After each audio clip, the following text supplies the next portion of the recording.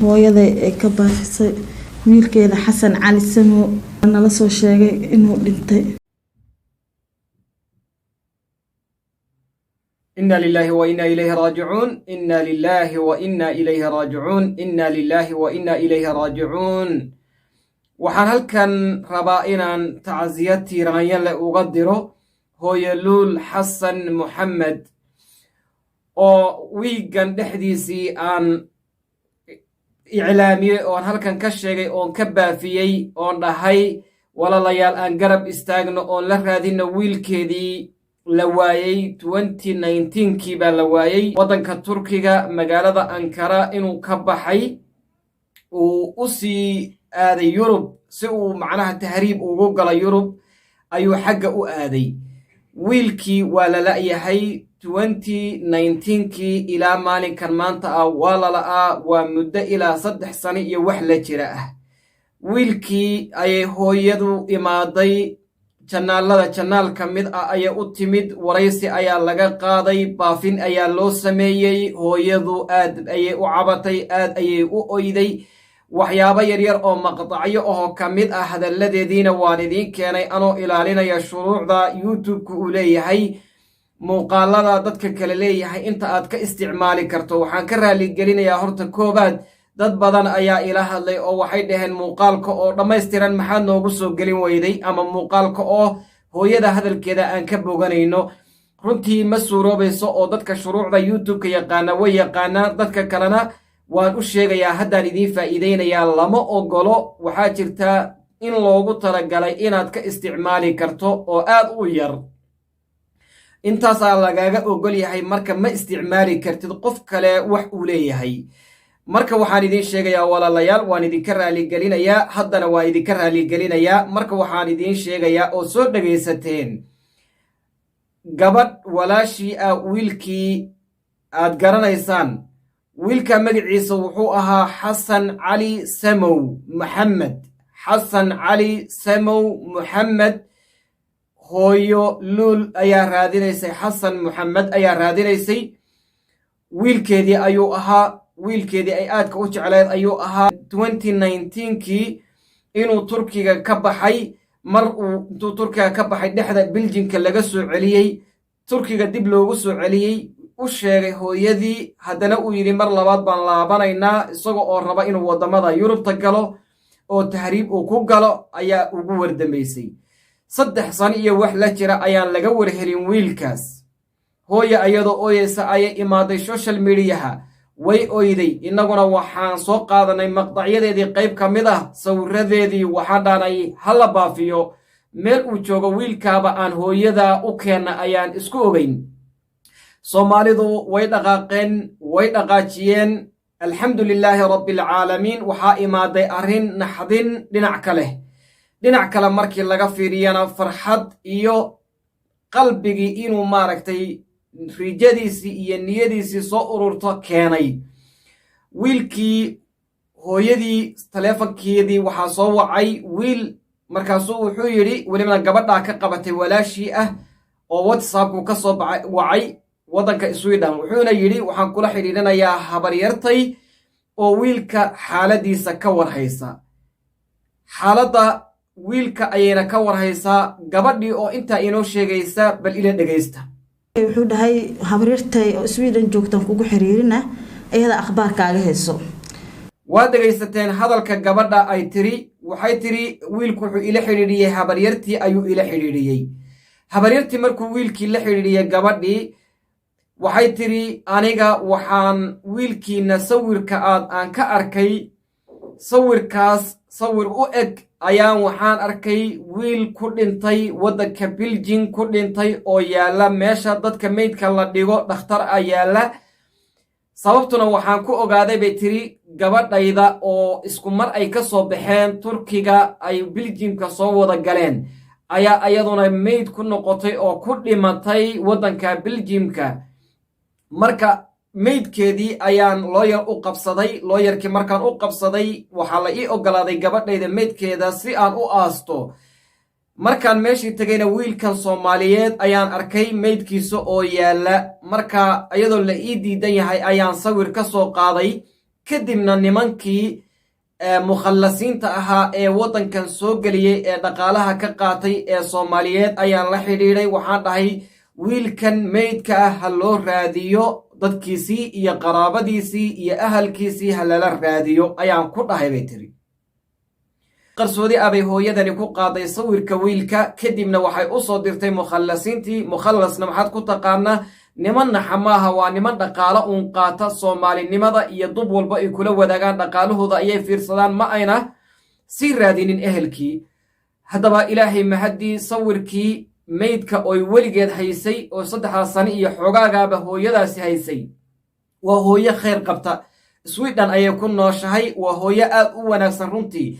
sawirka inta xifdisay ayaa u soo dirtay faamiligii hooyo luul, ayaa u soo dirtay xasan maxamed iyo ilmaheedii. markay arkeenna wiilkoodii way garteen inuu wiilkoodii yahay meydkan. say ku dhinteen marka? gabadhan ay maamadu dhashay Sweden ku nool iyo wiilkani say ku dhinteen? turkiga ayay ka soo baxeen xilli qabowgu aad u daran yahay waddanka Belgiumka. marka dad badan bay soo wada lugeeyeen, ayagoo dhexda soo lugaynaya qabowgii badnaa ayaa wiilkii iyo gabadhii labadoodaba ay u hareen. qabowgii ayaa dilay, kadibna ciidamadii iyo dowladdii ayaa meeshii ka soo qaaday. dabcan warkaa waxaa u sheegtay hooyadii Sweden ka soo wacday ee gabadheedu ayaduna meesha kaga dhimatay. waxay u sheegeen dadkii tahriibayaasha ahaa ee badbaaday gabadhan iyo wiilkani markii qabowgii badnaa iyo barafkii badnaa inay dhaqaaqi waayeen, kadibna labadooda laga tegay, meeshiina ay ku geeriyoodeen, meydkoodiina laga soo qaaday.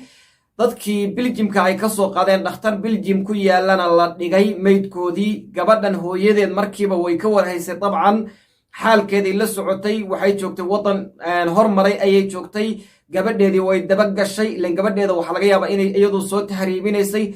gabadheedii meydkeedii loo yar ayay u qabsatay, wayna la baxday, wayna aasatay.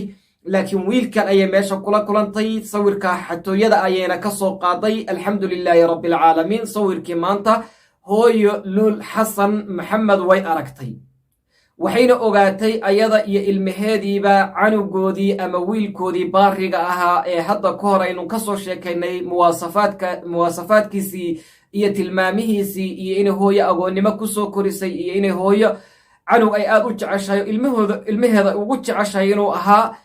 canugii way hubsadeen, qof waliba wuu gartaa ilmihiisii iyo qofkiisa wuu garanayaa. way aqoonsadeen, wayna garteen.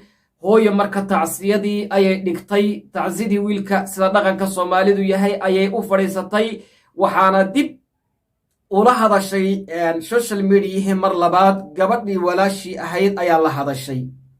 gabadhii ayaa timid. hooyo waxay ku mashquulsanayd tacsidiisii ayay ku mashquulsanayd, iyo tacsi in loo dhigto sida Soomaalidu ay yaqaanaan ee dhaqanka aba. laakiin reerkii way ku sabreen. wiilkoodii ilaahay ha u naxariisto, naxariistii janna ilaahay ha geeyo, ilaahay subxaanahu wa tacaala dembigiisa ha dhaafo, ilaahay qabrigiisa ha u nuuriyo. 3 sano kadib ayaa la ogaaday meydkiisa. isla wuxuu dhintay wiilkaasi 19kii dhexdiisii ayuu dhintay. 2019kii dhexdiisii ayuu dhintay, oo xilligii ugu dambeysay reerka ah, xidhiidhka iyo la soo xidhiidhitaanka ugu dambeysay ayuu geeriyooday. intaasi waa macluumaadkii. marka waxaan leenahay dhammaanteen 2 arrimood ayaa inala gudboon. arrinta koobaad waxay tahay inaan walaalkeen u ducayno oon dhahno ilaahow qabriga u nuur, ilaahayow qiyaamada shafaacada nebi maxamed geli, ilaahow reerkana sabir iyo iimaan ka sii, hooye luul iyo ilmaheedaba. aabbihii horey buu u dhintay oo hooye ayada agoonnimo ku soo korisay, saan hadda ka hor soo sheegnay. arrinta labaad waxa weeye hooye luul in loo gurmado. waa hooyo agoonnimo ilmaha ku soo korisay. isaguu ahaa ninkii dibadda uga soo baxay, ilmihii kale waddankii ayay la joogaan. waa ilmo tabaryari iyo hooyo dee ayna u aabbala'aan ah. waxaan dhihi lahaa qof walba oo wax u tari kara ha la xidhiidho oo waxa u taro. intaa kadib waxaan rabaa inaan yar baraarujiyo barnaamijkan. saad aragtaanba channelkayga waxaa la dhahaa Uhiili Kan TV. aniga runtii xaqiiqatan waxaan channelkan u aas-aasay macnaa 1 iyo 2ba ayna waxba u tari karin bulshada Soomaaliyeed, ee loo baahan yahay dad badan meel kasta iyo gobol kasta iyo dal kasta oo la joogaba inay u istaagaan.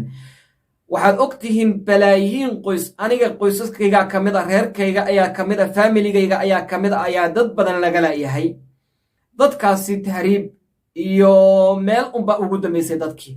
qaar way dhinteen, qaarna way nool yihiin. waxaa xaqiiqo ah haddii loo istaago oynu kulligeen u istaagno oo intaasoo jannaal ay u istaagaan inii ummadda faraha badan ee la la'yahay in la heli karo. haddaba waxaan idiin sheegaynaa idaacadaheenna Soomaaliyeed ee faraha badan, tiifiyadeenna hal war ayay maalinkii walba soo daayaan, haddana ummad badan ayaan ka war helin oyna gaadhin. haddaba waxaan idiin sheegayaa haddaynu boqolaal inagoo ah u istaagna hawshan inaynu ummadda Soomaaliyeed aynaan kafayn karin, inaynu gaadhno kulligeen. maxaa inala gudboon meel kastoo joogno iyo gobol kasta oon joogno inaan dadkeenna u istaagno sidaan wax ugu qaban lahayn, oon dadkeenna kala maqan sida aan wiilka u helnay meydkiisii. kuwo badan oo ayagoo nool aynu helayno, kuwo badan ayagoo oo dhintay baynu helaynaa, ayaan u helaynaa macluumaadka ee aan u wada istaagno. ma aha janalkayga iyo ku kale hadduu u istaagaba barnaamij aan koobi karno ama aan wax ka qaban karno, ama mid keliya ama laba ama saddex ay wax ka qaban karaan ma aha. runtii aniga hadda dad badan oo aniga usradayda iyo gurigayga ka mid yihiin ilaa 4 qof 5 qof taqriiban dad gaaraya lala yahay. aniga usradayda iyo reerkayga ayaa jira oo fara badan. kuwo kale oon saaxiibanahay oo ila soo xidhiidhaya maalmahan markay daawadeen barnaamijkan yar aan sameeyey ayaa jiray oo ayaguna ilahaa barnaamijkan noo samee, aanu ku nimaadno, dadkanagii noo baafi ayaa jira. waan bilaabaynaa barnaamijka insha allah biidni illaahi alkariim. waxaana rajaynayaa idinkuna inaad iga caawisaan, inaad isii sheergaraysaan, inaad barnaamijkan ka qayb qaadataan. inta anigu aan ka qayb qaato in ka badan inaad ka qayb qaadataan ayaan idiin rajaynayaa. shukran lakum. hadalka intaasaan idinku soo gabagabaynayaa. labada arrimoodna yaynaan iloobin. kow, inaan walaalkeen u ducayno, reerkana aan dhahno sabir iyo iimaan allah ka siiyo. arrinta labaadna waxa weeyaan inaan hooyo luul xasan maxamed aan waxaan awoodno u qaban karno. labada arrimoodba yaynaan iloobin, aynu diiradda ku hayno, aynu u istaagno. intaasaa walaala lagu yahay. waxaan ka soo baxnay inaan hooyo wiilkeedii ka warkeenno, nolol iyo geeri baan ka warkeennay. hooya maanta way ku sabirtay inaan haddana wixii aan u qaban karno. gacma haddii wax yar la isu geeyo aynu isu ururino, waxaa dhab ah inaan hooyadan gacan qabasho weyn u tarayno, ilintana noocama xoogaa wiilkeedii aan ilowsiin karno. aan u istaagno hooye luul xasan ayaan leeyahay.